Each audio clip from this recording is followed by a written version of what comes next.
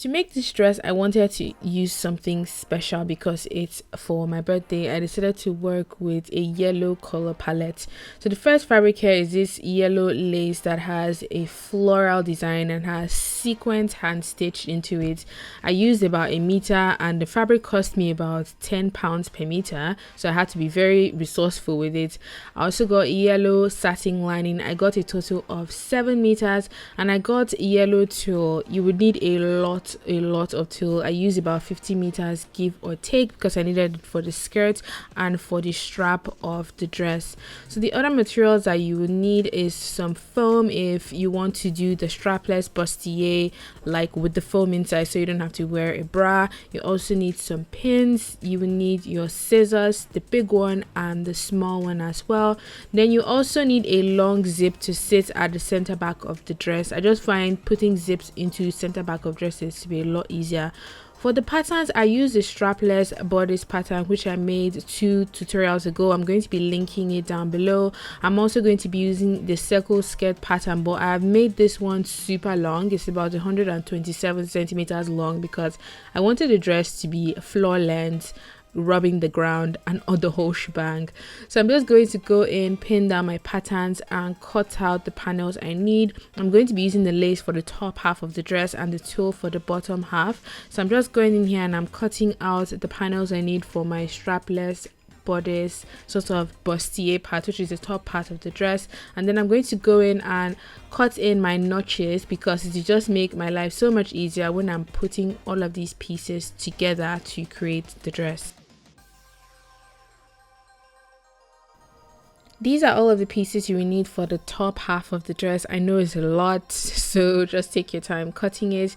You would need this tulle straps, which you would pleat into the waistline of the dress, and I've written the dimension on the screen. It was about 2 meters long because I wanted it to be really long and full. I've also cut myself 2 sets of lining because I need one lining to go beneath the lace and another set of lining to actually cover up the seams that would be inside of the bustier. I've cut myself some foam for the center sort of front of the dress, and I've also cut my lace pieces as you can see here. So I went ahead and I cut the skirts after this whole piece because the skirt could not fit on my table and I had to cut it on the ground because of how wide and how big the skirt is. The last thing you need to cut for the top is the waist strap, which is 77 centimeters long and 7 centimeters wide, and you need 2 of those straps. So this is the pattern for the skirt. I had to cut it in a very clever way to conserve fabric. I ended up cutting the skirt in such a way that I had a side seam because the material wasn't wide enough to take, you know, the normal circle skirt cutting method where you fold the fabric twice. So I had to cut it like this. So this is one side, and I went ahead and cut another side and created a side seam. So when you join up the side seams of the back panels to the one front panel, and then you have your center back, which has an additional 2 centimeters for the zip. So for the peplum of the dress, I have pushed out the fabric along this side so I can have a little bit more to work with. So I have some extra to fix my zip into the center back of the dress. So I just cut about 1.5 centimeters give or take outside of the actual center back of the skirt. So that's the waist of the peplum done. For the bottom, I wanted it to be asymmetric, so I wanted the front to be short. I made the front about 20 centimeters, the side 25 centimeters, and the back 30 centimeters. So this is the part where you can be as creative. You can decide to have yours rounded, you can decide to have points, but I'm just connecting the side to the front and connecting the back to the side. So by the time I cut out this peplum, I have a shape that is short at the front and long at the back. So I included my hem allowances in this measurement, so don't forget to do that when you're doing yours because you will need to hem the edge of this peplum. To ensure my tulle skirt is longer than the lining, I'm going to add an additional 4 centimeters when I'm cutting out the tulle layer, and I ended up making 2 layers of the tulle skirt because I didn't just want like 1 layer of tulle and 1 layer of lining. I wanted a bit of fluffy fullness to the skirt of the dress. So it ate a lot of fabric, so just be mindful when you're shopping for tulle material. You would need at least 12 to 15 meters if you really want the bottom of the dress to be full. So this is what I meant by how I cut the skirt. You end up having a side seam and a center back seam through which you could fix the zip for the dress. So with that done, we've ended up cutting out all the pieces I will need, and it's time to actually sew at last. So I'm going to be starting out with the strapless bustier, and I've laid out my lace on top of my lining, and I'm going to be layering my foam like so, and I'm going to be turning it over so I can see the right side of the lace, and then I'm going to grab one side of this bustier front and match up the edges, match up my notches, and then take the foam and put it on top of the lining. The idea is you want to have the lining as a buffer between the foam and the actual lace, so you don't see sort of the gray foam through the dress. So once those are all layered out, I've pinned them in place, and I'm going to sew all 6 layers together on a 1 centimeter seam allowance. And can I tell you, this was the most stressful thing ever, because it was 2 layers of foam, 2 layers of lace, and 2 layers of lining, and it was just so difficult. So you would need to go in and snip those seams, so it would allow this sort of round shape in the front of the bustier to turn out easier when it's time to turn the piece inside out to reveal the right side of the lace like so. So this is what it looks like. You need to give it the press to relax those seams so it looks nice and rounded when you have it on. Next up, we need to join up the back pieces. I'm joining the back side to the center back panels for the left and the right hand side. I'm just pinning them in place because we're going to sew them up like so. I like doing this first because I don't want to get confused on which panel goes where, because once you have your 2 back pieces done, like joined together, you know you just need to join up the side seams to create the whole strapless bustier. So now I'm sewing on a 1 centimeter seam allowance, and I have my left and right back panels and the zipper sit on the center back there. Now I'm going to match a side seams of the back to the front, just matching corresponding sides. I'm going to pin them in place, and I'm going to take it to my machine and sew on a 1 centimeter seam allowance using a normal straight stitch, joining my left and my right side seams so I have one entire piece for the top half of the dress. Next up, I'm going to be sewing the neckline, holding the lace and the lining in place, and I just like to do this for the neckline and for the waistline, so I have one piece that is joined together and we don't have any loose fabric lingering around, and we know when it's time to join this piece to the lining or to the skirt, we know we have one solid piece that we are working with for the top half of the dress. So I'm just going off and I'm finishing off my neckline stitch on this side, and this is what it looks like. It was about 0.5 centimeter stitch. You don't have to use a tight stitch because this is just to hold all of the fabric, the lace, the lining, and the foam in place before going ahead to join it to your lining. So this is what the waistline looks like, and that stitch just secures the entire bottom of the strapless bustier and keeps everything nice and secure and in place. So next up, I'm going to be making the monostrap pleats, which is what really made the dress very unique, and it's something I've never done before, and I told myself, you know what, let's try something new for the first time. So I'm starting from the side seam and I've folded in the one edge like so, and I'm using the longer strap, and we're going to be making pleats using a fork because this just makes all of the pleats nice and even without having to guess it. So the pleat is about 3 centimeters wide because that's how wide the fork is, and I place it like so, roll it over until it meets the previous pleat. I'm going to show you again because it's not really clear right now. So you grab your fork and you place it 2 fingers away from your previous pleat. You roll it over, and you can sort of overlap the previous pleat, but I ended up redoing this and not even overlapping because my fabric was not enough. But if you have a lot of fabric to work with, when it overlaps, it just looks a whole lot easier.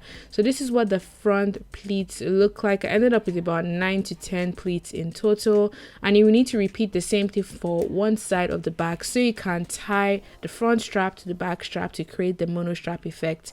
So I'm just going in here and I'm starting along this side because I wanted it to be on the alternate side of the back, so it sort of connects nicely on the back of the dress. So I'm just going in here using my fork to roll over and grabbing a pin to hold the pleat in place, and just essentially just repeat that until you've done all of the pleats for the back. So I use the wider tulle rectangle for the front and the narrower one for the back. So to hold everything in place, I'm going to grab one of the waist straps and I've pinned it in such a way that it goes across the waist, and we're going to sandwich the pleats of the front and the back when we sew everything together. So I'm sewing on a 1 centimeter seam allowance, catching my pleats as well as the top half or the bustier of the dress and connecting it to this waist strap. I just wanted a break in color between the top strapless bustier and the rest of the dress. Now I'm just going to finish that off and essentially repeat the same thing for the lining. So sew up the front panels, the back panels, the side seams, sew on the waist strap. So we have one piece that we can attach to this main sort of top along the neckline to finish off the neckline of the dress nice and lovely. So I'm just matching all of my points, my center front and my seams, and I've pinned them in place. So once I sew from the beginning to the end, I've automatically closed off the neckline of the dress. So I'm just going in with a 1 centimeter seam allowance using a normal straight stitch, sewing from the beginning to the end all around the neckline of my sweetheart monostrap dress.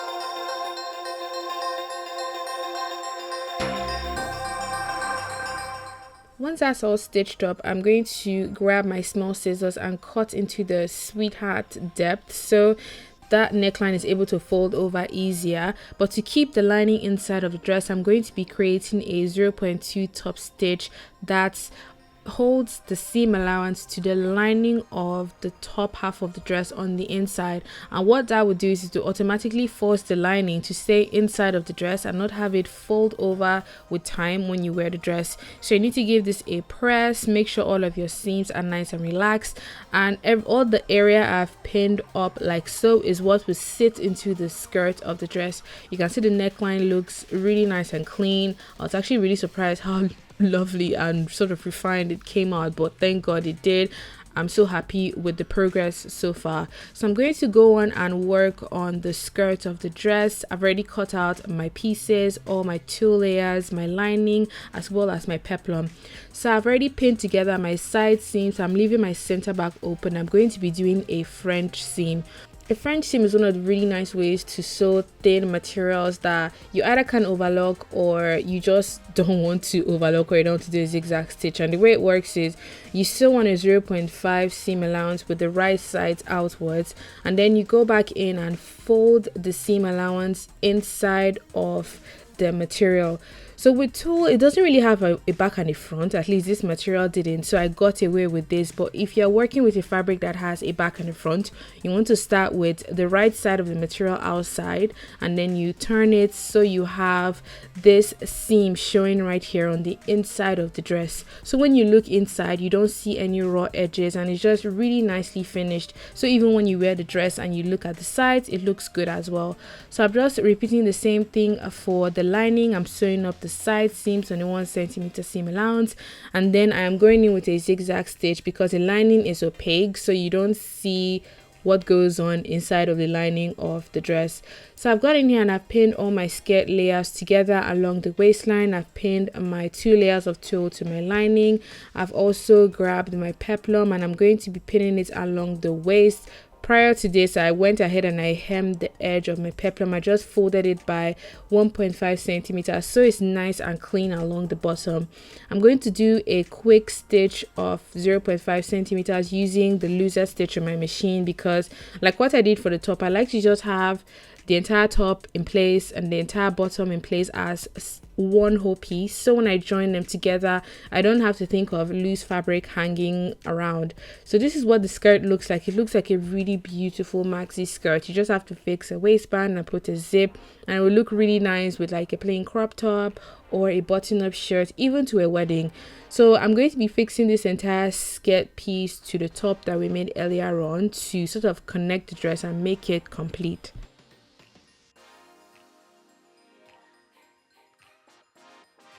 Now I'm going to join the bustier to the skirt layers along the waistline, and I've already gone ahead and I've pinned the waistline of the top to the waistline of the bottom. And this is the point you will know whether you made any mistakes in your pattern, because if they don't match, then you sort of have to trim something to fit the other or pleat one into the other so everything matches along the waist. So I'm just sewing using a normal straight stitch on a 1.5 seam allowance, joining the top to the bottom of the dress along the waist. It's a lot of layers, so you want to take your time when you're stitching and you don't want to kill your machine. So I'm just going back in to use a yellow bias tape to finish off my seam. I really need to get an overlocker at this point in time because bias tapes are not cheap. So I'm just going in here and I'm folding the bias tape over to cover up the raw edge along the waistline of the dress. So when you look inside of the dress, it looks just as nice as it does on the outside. So this is what the waistline looks like. It looks really good at this point. I love the fact that I can't see any raw edges or loose thread just hanging around. And I've gone ahead and I've pinned together my center back because we have one full piece for the dress. So I've also marked where I want my zip to stop, and the way I normally fix my zip in all of my previous videos is I like to sew from the hem of the dress to where my zip stops and then fix the zip on the top half of the dress that is open. So that way, once you're sewing your zip, that point that you sort of marks at the end would be the automatic point that the zip would stop. So I'm just going in here, I'm going to pin my zip into the center back of my dress. If you guys would like a detailed tutorial of how to fix a zip into dresses, I really have only one method. I think I need to expand my vocabulary of zip fixings, but once I've pinned it in place, I'm going to go ahead and stitch my zip into the center back of the dress using my zip footer. So this allowance on the center back for the zip is about 2 centimeters. You don't have to give that much. I just like to give a little bit more, so if I need to open up the dress for some reason, I know I have room at the back of the dress to do that. So I'm just sewing my zip tape into the center back of the dress using a normal straight stitch, using my zip footer because it just makes fixing zips a whole lot easier. So once I fixed both sides of the tape to both sides of the center back, I went back into the center back edges to finish it up with a bias tape like I did for the waist, and it just looks really nice, really clean, and you don't have the lace scratching you on the back of the dress because you finish it off with the bias tape. With that done, this is the finished dress.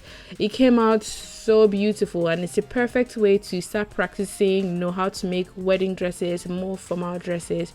I hope you guys enjoyed watching. A huge shout out to Tosin of Volt Photography. She made this incredible yellow headpiece with tulle at the photo shoot and just went really well with the dress. It almost looks like a bridal photo shoot, and I'm really happy with it. If you guys enjoyed watching the video, please give it a thumbs up, comment all of your questions, suggestions down below, and yes, it's my birthday. Thank you so much for watching. I'll see you guys in my next one. Bye.